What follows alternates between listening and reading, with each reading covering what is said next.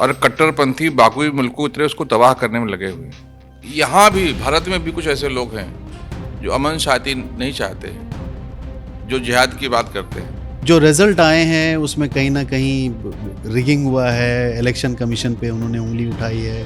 पाकिस्तान का जो स्वभाव है, जो वहाँ के लोगों का स्वभाव है, वो आज भी भारतीय है। पुतिन ने कुरान शरीफ को हाथ में लेकर ये कहा कि हमें रिस्पेक्ट करना चाहिए कुरान शरीफ का, और ऑलमोस्ट 15% मुस्लिम पॉपुलेशन है। पाकिस्तान या कोई भी मुल्क हमारे देश को कमज़ोर नहीं कर सकता है। असल में अपने गिरेबान में झांक के देखने की कोशिश नहीं करते हैं कि अगर हम हार रहे तो उसकी वजह क्या है।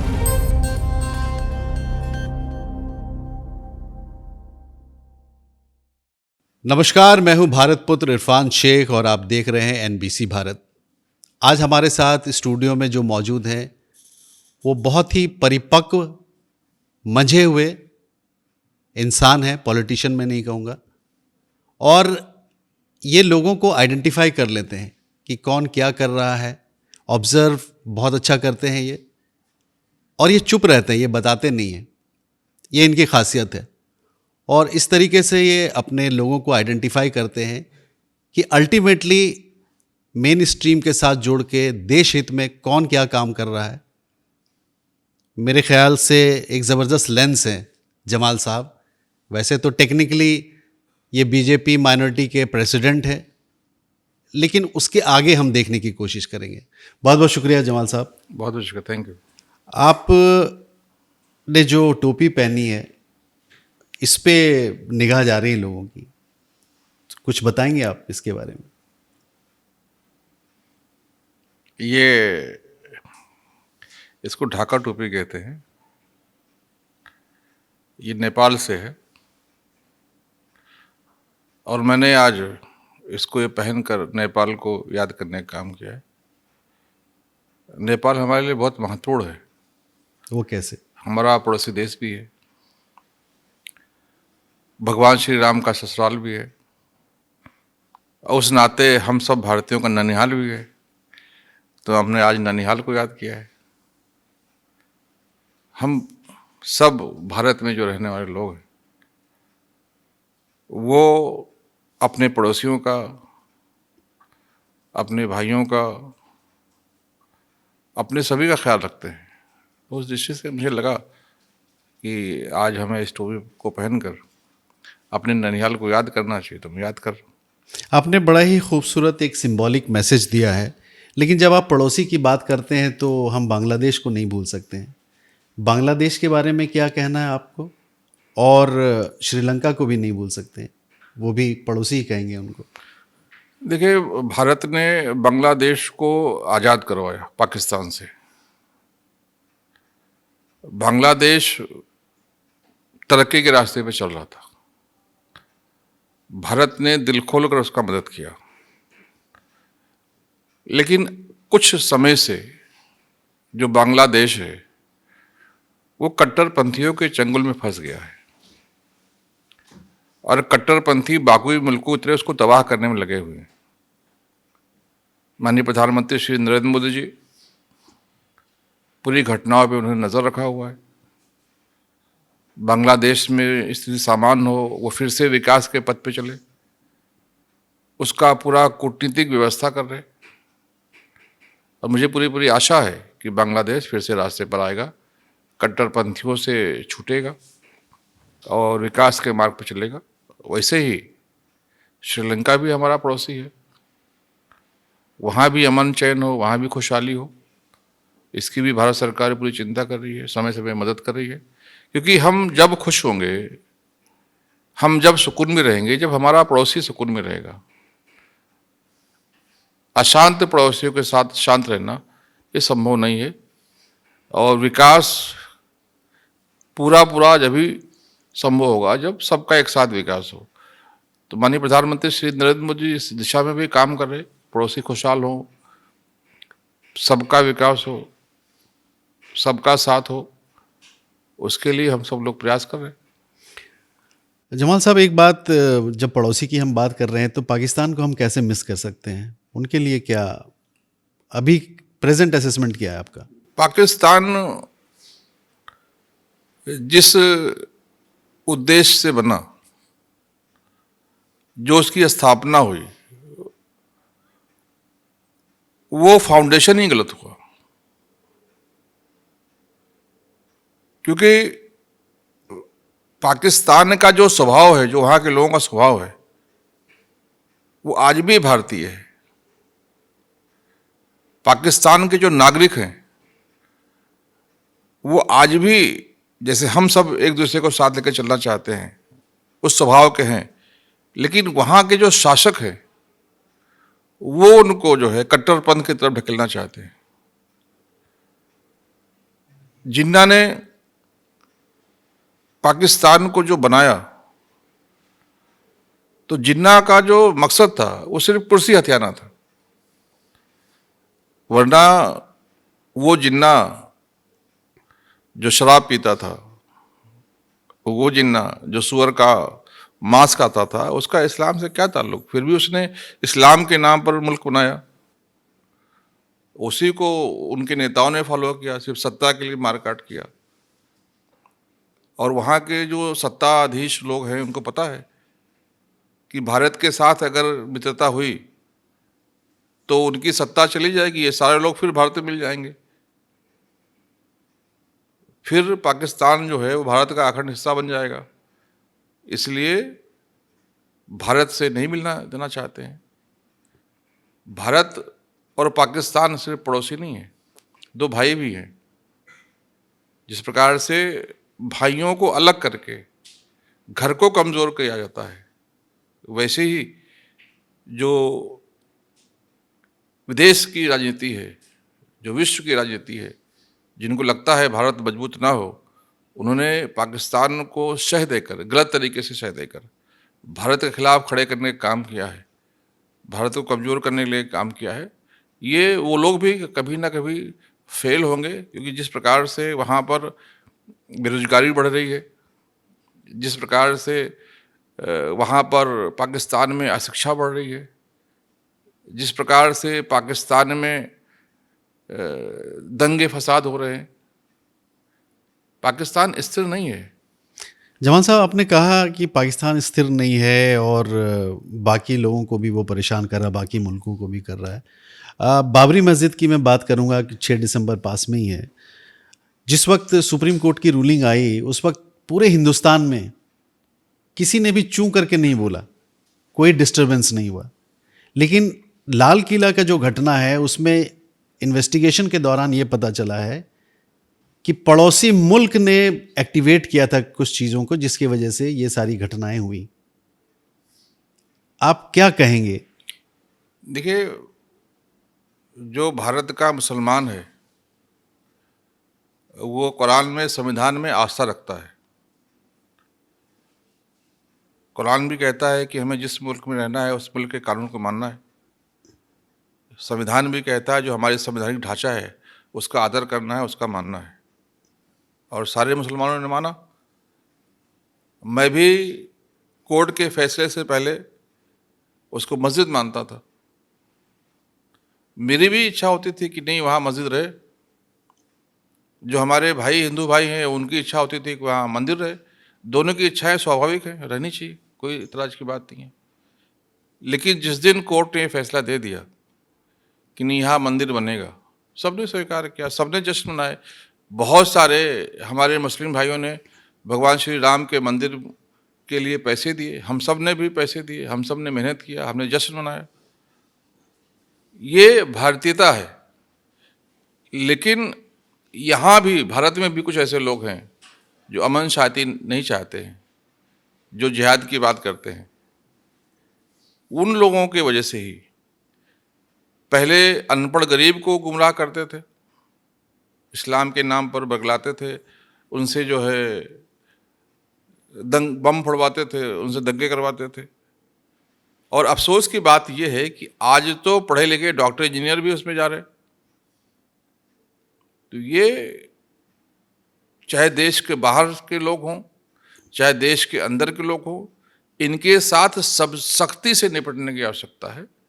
और मुझे पूरी उम्मीद है, उम्मीद नहीं, पूरा यकीन है कि प्रधानमंत्री श्री नरेंद्र मोदी जी और देश के गृह मंत्री श्री अमित शाह जी ऐसे देश के दुश्मनों से निपटेंगे, उनको धूल में मिलाएंगे, वो चाहे देश के अंदर के हों चाहे देश के बाहर के हों, और पाकिस्तान या कोई भी मुल्क हमारे देश को कमज़ोर नहीं कर सकता है।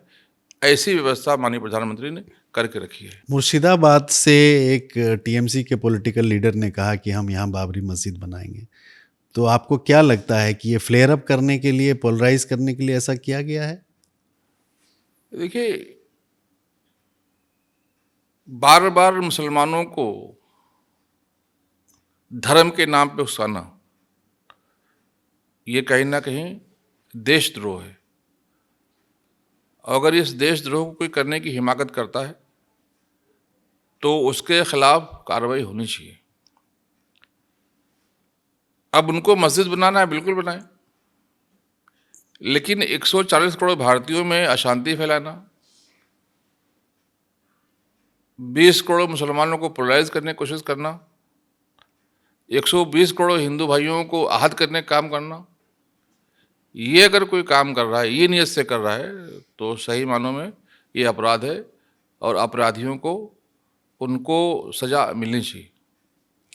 अपराधियों को सज़ा मिलनी चाहिए, लेकिन जो अपोजिशन है वो बार बार ये इल्ज़ाम लगा रहा है, अगर मैं बिहार की बात करूं, कि जो रिज़ल्ट आए हैं उसमें कहीं ना कहीं रिगिंग हुआ है, इलेक्शन कमीशन पे उन्होंने उंगली उठाई है। उनका ये भी इल्ज़ाम है कि वोट को काटा गया है, एक्स्ट्रा वोट्स जोड़े गए हैं। तो ये सब कुछ सोशल मीडिया तो उसको बहुत वायरल कर रहा है, उससे क्या इम्पैक्ट होगा, कहाँ तक सही है, कितना गलत है? देखिए, ये तो कोई आज से नहीं कह रहे हो, ये कांग्रेस के लोग शुरू से इसी बात को कर रहे हैं।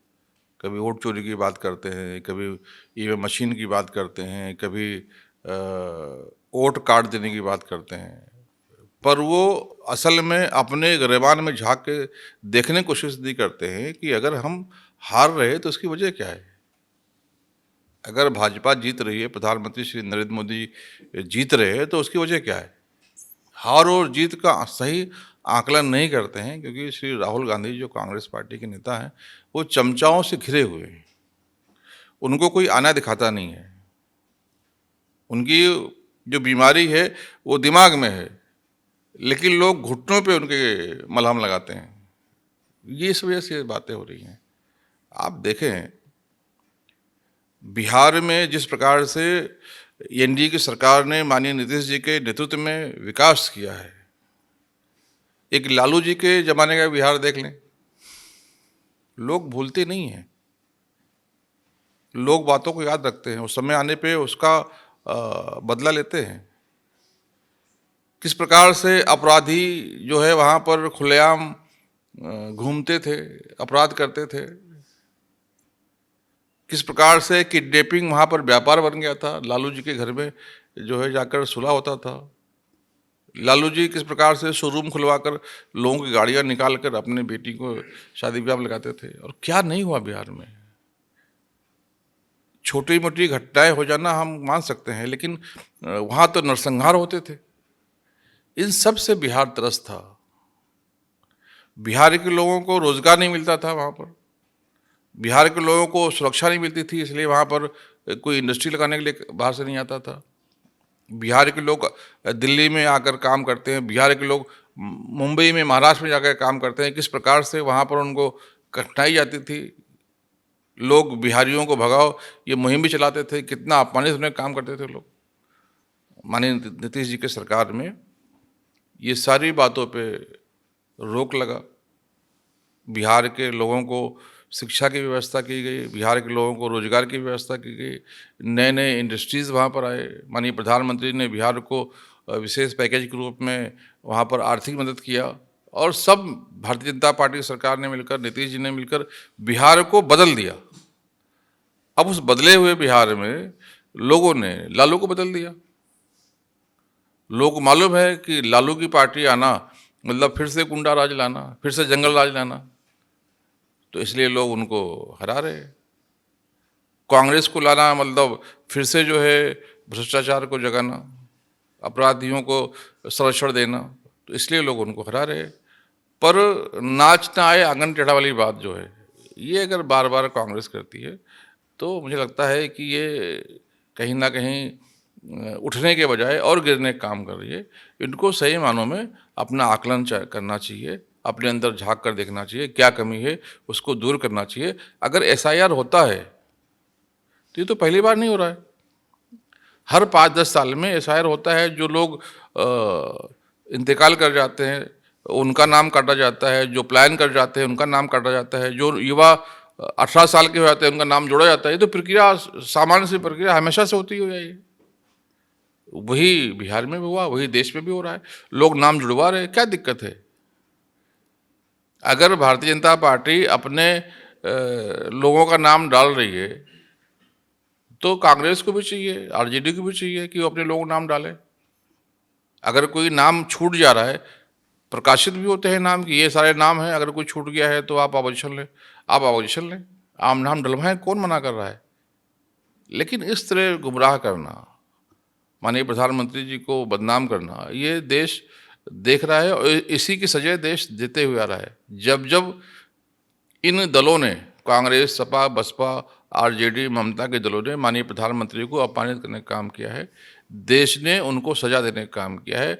आगे भी अगर ये अपराध करेंगे तो ये देश की जनता उनको सजा देगी, क्योंकि माननीय प्रधानमंत्री जी हमारे सबके लिए बहुत महत्वपूर्ण हैं। देश को नई दिशा में लेकर जा रहे हैं, देश को शिखर पर लेकर जा रहे हैं। आज वो हैं तो देश में जो है खुशहाली आ रही है। आज वो हैं तो देश पूरे विश्व में एक मुकाबले में खड़ा हुआ है। आज उनके वजह से भारत का पूरी दुनिया में नाम हो रहा है। तो उनको गाली देकर कोई आगे नहीं बढ़ सकता है। ये देश बार बार बता रही है और ये आगे भी होगा।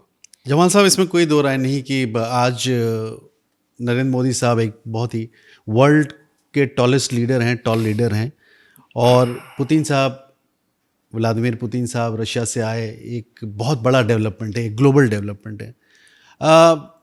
पुतिन ने कुरान शरीफ को हाथ में लेकर ये कहा कि हमें रिस्पेक्ट करना चाहिए कुरान शरीफ का, और ऑलमोस्ट 15% मुस्लिम पॉपुलेशन है। पुतिन ने यह भी कहा कि इनके सेंटिमेंट्स को हर्ट नहीं करना चाहिए। आप खुले तौर पे किस तरीके से कह सकते हैं कि बीजेपी ने ख़ास तौर पे किस तरीके से कॉन्फिडेंस जीता है मुस्लिम कम्युनिटी का हिंदुस्तान में? देखिए, सभी के धर्म ग्रंथों का आदर होना चाहिए, सभी के पूजा पद्धति का सम्मान होना चाहिए, सभी के पूजा स्थलों का संरक्षण होना चाहिए, सबको आगे बढ़ने का अवसर मिलना चाहिए। यही तो काम भारतीय जनता पार्टी कर रही है। मुझे गर्व है इस बात का कि मैं मुसलमान हूँ, और मुझे इस बात का और ज़्यादा गर्व है कि भारतीय जनता पार्टी धर्म को मानने वाली पार्टी है। वो कभी नहीं कहते कि हम धर्म को नहीं मानते। बाकी सब पार्टियां कहती हैं हम धर्म को नहीं मानते। कांग्रेस में तो वो एक ही व्यक्ति कभी अमर बन जाता है, कभी अकबर बन जाता है, कभी अंथोनी बन जाता है। भारतीय जनता पार्टी में जमाल सिद्दीकी है तो जमाल सिद्दीकी रहता है, अगर वो राम प्रसाद है तो राम प्रसाद ही रहता है, अगर वो जॉर्ज कुरियन है तो जॉर्ज कुरियन ही रहता है। उसको अपने पहचान को बदलने की आवश्यकता नहीं होती है। कांग्रेस ने हमेशा जो है ये भ्रम फैलाने की कोशिश किया कि भारतीय जनता पार्टी मुसलमान की दुश्मन है, इस्लाम की दुश्मन है, जबकि भारतीय जनता पार्टी ने स्थापना से लेकर आज तक कभी ऐसा कोई काम नहीं किया जिससे मुसलमान का किसी भी धर्म का अपमान हो या उसको नुकसान हो। आप देखें, अगर भारतीय जनता पार्टी की स्थापना 6 अप्रैल 1980 के विषय में आप चर्चा करें, अध्ययन करेंगे, तो जब पार्टी बनी तो उसमें 4 प्रमुख लोग जो थे, पहले थे स्वर्गीय अटल बिहारी वाजपेयी जी, जो पार्टी के राष्ट्रीय अध्यक्ष हुए। दूसरे थे मुरली मनोहर जोशी जी। तीसरे उस वक्त थे, अभी हैं, अल्लाह उनको और ज़िंदगी दे, दोनों को, मुरली मनोहर जोशी और हमारे श्री आडवाणी जी को, दोनों महामंत्री थे। और जो तीसरे महामंत्री थे वो हमारे दिल्ली के चांदनी चौक के सांसद हाजी सिकंदर बख्त थे। अब आप मुझे बताएं, अगर भारतीय जनता पार्टी किसी धर्म विशेष के खिलाफ काम करने के लिए प्लानिंग करती या पार्टी बनाती तो हाजी सिकंदर बख्त को 25% की भागीदारी देती। मैं तो एक आसान भाषा में इसको कहूँ तो भारतीय जनता पार्टी ने मुसलमानों को अपनी 25% की भागीदारी दी थी सिकंदर बख्त के रूप में। और उस सभा जहाँ सभा हुई थी, जहाँ पे भारतीय जनता पार्टी की स्थापना हुई थी, उस सभा का जो अध्यक्ष थे वो मुंबई हाई कोर्ट के पूर्व जस्टिस मोहम्मद करीम छागला थे। अगर भारतीय जनता पार्टी की नीयत में कोई शंका होता तो अध्यक्षता मोहम्मद करीम छागला को नहीं देते। भारतीय जनता पार्टी ने हमेशा जब भी अवसर आया है सबका साथ सबका विकास साबित करने का काम किया है। फिर भी अगर कोई इसको जो है झूठ बोलकर कहे, उसको गुमराह करने की कोशिश करे तो दोष देश को कमज़ोर करने वाली बात है। भारतीय जनता पार्टी ने हमेशा सबको साथ लेकर सबका विकास करने का काम किया तो है। फिर आपकी पार्टी ने लोगों को भारतीय टिकट क्यों नहीं दिया मुसलमानों को? जी टिकट क्यों नहीं दिया? मैं बता रहा हूँ, भारतीय जनता पार्टी किसी धर्म की भी दुश्मन नहीं है। मुसलमान का तो बिल्कुल नहीं है, इस्लाम की तो बिल्कुल नहीं है, लेकिन मुसलमान कैसा होना चाहिए? मुसलमान डॉक्टर APJ कलाम जैसा होना चाहिए, मुसलमान रस खान जैसा होना चाहिए, मुसलमान वीर अब्दुल हमीद जैसा होना चाहिए, मुसलमान ब्रिगेडियर उस्मान जैसा होना चाहिए, मुसलमान कसाब जैसा नहीं होना चाहिए। कांग्रेस को मुबारक वो कसाब को बिरयानी खिलाती है, हम तो कसाब जैसे मुसलमानों को जरूर सबक सिखाने का काम करेंगे जो नाम के तो मुसलमान हैं और इस्लाम और देश दोनों को बदनाम करने का काम करते हैं। उनको ठीक करने के लिए भाजपा जरूर सख्त कदम उठाती है और उठाना ही चाहिए। भारतीय जनता पार्टी ने कभी भी जो कलामवादी थे उनको सीने से लगाया है, जो कसाबवादी थे उनको सबक सिखाया है। तो इसमें मुझे लगता है कि कोई बुराई नहीं है। भारतीय जनता पार्टी जो देश के दुश्मन है, वो किसी भी मजहब के मानने वाले हों, उनको सबक सिखाना चाहती है और देश का सारा राष्ट्रवादी मुसलमान उसके साथ है। Thank you. एक बहुत बड़ी बात जमाल साहब ने कहा है, एक बड़ा ही स्ट्रॉन्ग मैसेज दिया है to almost 25 crore Muslims in India. और जो NRI हैं, जो अब्रॉड हैं, जो सुन रहे हैं, जो देख रहे हैं, इस बात को सुन लें और समझ भी लें कि हिंदुस्तान में अगर परचम को बुलंद करना है और अपने आप को लेजेंड के रूप में लोग आपको याद रखें तो आपको APJ कलाम का द्वारा जो रास्ता चुना गया था उस रास्ते पे चलना है। मुझे ऐसा लगता है कि इन्होंने बड़ा ही स्ट्रॉन्ग मैसेज दिया है कि BJP हमेशा ऐसे लोगों के साथ है, उनको प्रमोट भी करेंगे, उनको एक लेजेंडरी रूप भी देंगे। और हमने ये देखा भी है कि स्कॉलरशिप के रूप में APJ कलाम साहब के नाम से इन्होंने बहुत यंग बच्चों की मदद भी की है और मुझे लगता है ये प्रोग्राम आगे भी चलता रहेगा। बहुत बहुत शुक्रिया Jamal sahab, thank you so much for being a part of this programme. Thank you, नमस्कार, थैंक यू।